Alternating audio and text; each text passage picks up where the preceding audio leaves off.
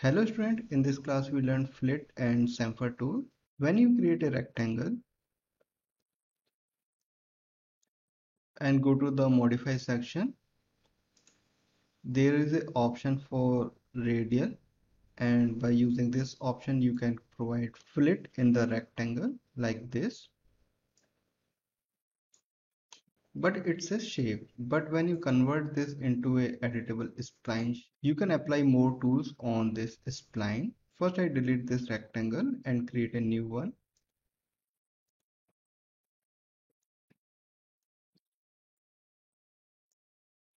Now it's a editable spline object, not a rectangle. Collapse this rendering options and expand the geometry section. First select all these vertices.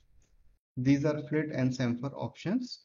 Before applying flit and chamfer options, right click on the shape and choose corner option.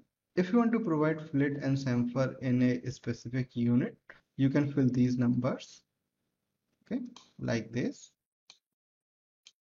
But if you want to apply these options interactive, click on the flit button and click and drag like this. And by using this method, you can also select only one point. So I hope you understand flit and chamfer tool.